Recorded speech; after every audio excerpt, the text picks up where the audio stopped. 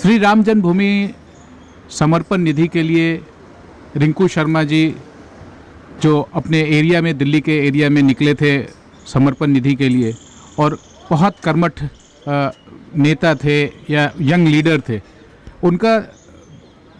निर्मम हत्या किया गया। हमारे साथ दिल्ली बीजेपी के वाइस प्रेसिडेंट अशोक गोयल जी हैं। अशोक जी, ये एक बहुत दर्दनाक बात है कि जो बालक या लड़का, युवा किसी के खून देता है, किसी के जान बचाता है, और वही आदमी पीछे हट करके वार करता है। ये बहुत ही दुखदाई भी है, और इसकी जितनी भी कड़ाई से कड़ाई इसके बारे में बोला जाए वो भी कम है। देखो, रिंकू शर्मा जी एक बहुत ही प्रतिभावान थे, और वो भारतीय जनता पार्टी युवा मोर्चा के कार्यकर्ता थे, और अपने पूरे मन से और कर्म से श्री राम जन्मभूमि मंदिर निर्माण के समर्पण निधि अभियान जो कि पूरे देश में चल रहा है, जिसमें सभी राम भक्त उस पर लगातार काम कर रहे हैं, उसी अभियान में भाग ले रहे थे। और जिस तरह से उनकी नृशंस हत्या हुई है, उसकी जितनी भी कड़ी से कड़ी निंदा की जाए उतनी कम है। पुलिस ने दोषियों को पकड़ा है, और मुझे पूरा विश्वास है कि उनको कड़ी से कड़ी सज़ा मिलेगी, जिससे कि दोबारा इस तरह की घटना दिल्ली जैसे शहर में ना हो। लेकिन जिस तरह से दिल्ली सरकार का इस पूरी घटना के ऊपर रवैया रहा है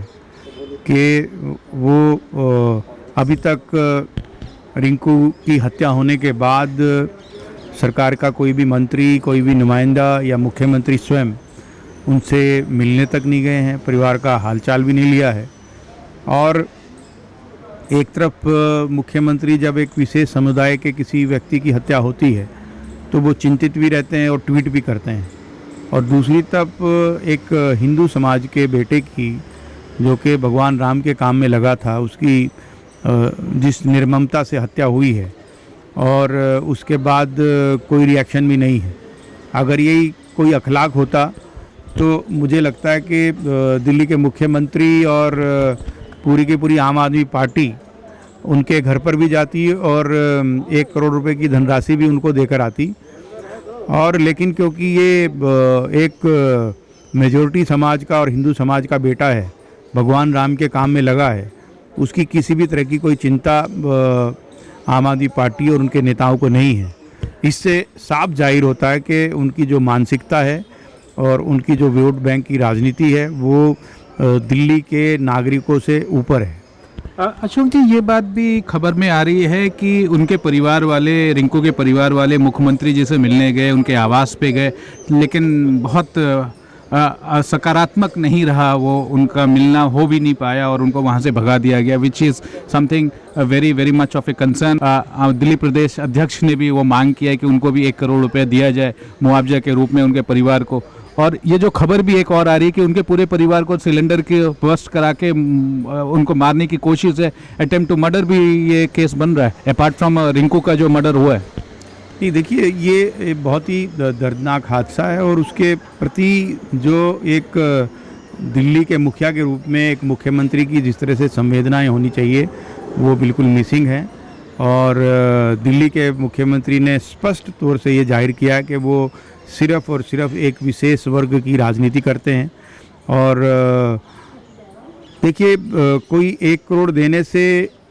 जो बेटा है, जो दिल्ली का बेटा है रिंकू शर्मा, वो वापस नहीं आएगा। लेकिन जिस तरह से मुख्यमंत्री हैदराबाद और गाज़ियाबाद चले जाते हैं, दिल्ली के लोगों ने उनको चुना है, उसके बावजूद वो जिस स्पीड से, जिस तत्परता से एक समाज के, कोई दूसरे समाज के व्यक्ति की मृत्यु होती है या हत्या होती है, तो वो दिल्ली छोड़कर भी बाहर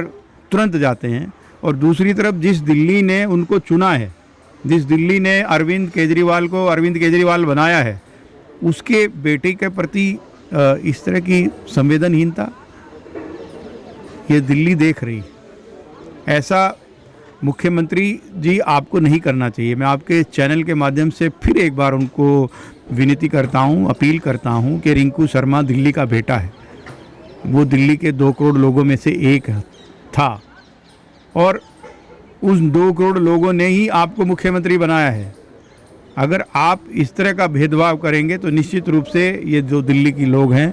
अगर आपको अरविंद से अरविंद केजरीवाल बना सकते हैं तो ये आपको उस गद्दी से उतार भी सकते हैं। आपसे मेरा फिर निवेदन है कि आप एक प्रदेश के मुखिया की तरह आपका व्यवहार होना चाहिए और जो हमारा शोकाकुल परिवार है उनके प्रति आपकी संवेदनाएं प्रकट करनी चाहिए और एक उचित मुआवजा एक सरकार के मुखिया के नाते आपको उनको देना चाहिए, जिससे कि हम उनकी मदद